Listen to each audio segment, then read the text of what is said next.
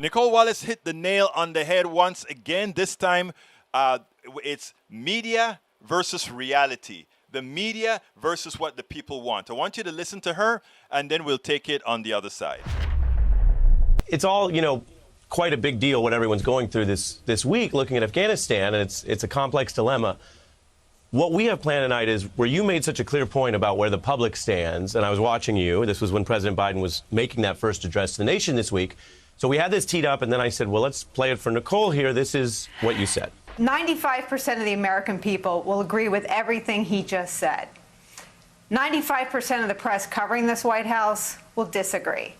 And for an American president to finally be completely aligned with such an overwhelming majority of what the American people think about Afghanistan is probably a tremendous relief to the American people. I thought it was really striking. My question for you is this true as the week goes on? And if yes, why is it hard for people in D.C. to get it?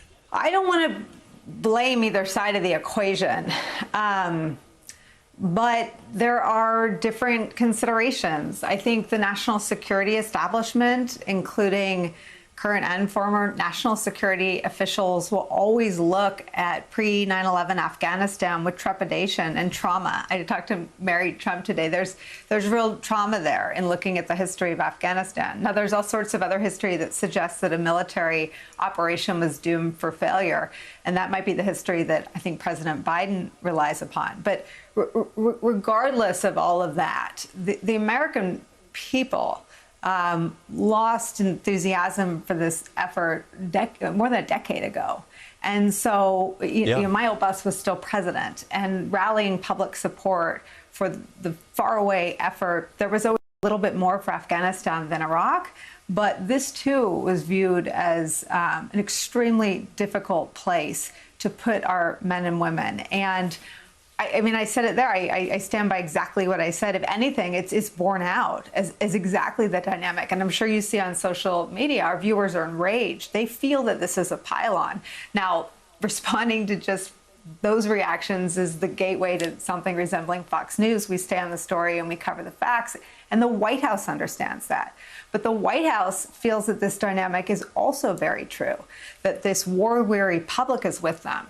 But they are acutely aware that even some Democratic stalwart allies on Capitol Hill do not see this the way Joe Biden does.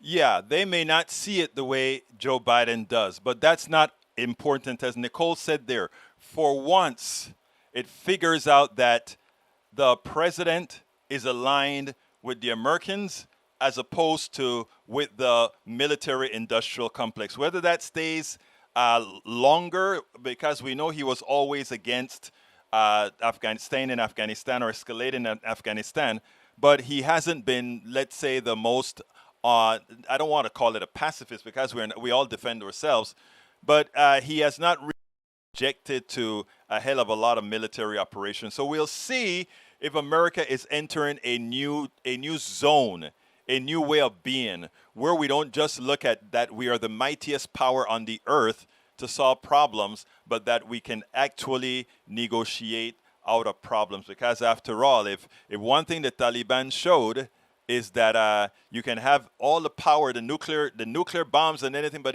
if you cannot use them effectively to neutralize your opponent is likely to win, because like the Taliban has always said, we have the time. We have the time, and we've been there 20 years. And what do we have to show for it?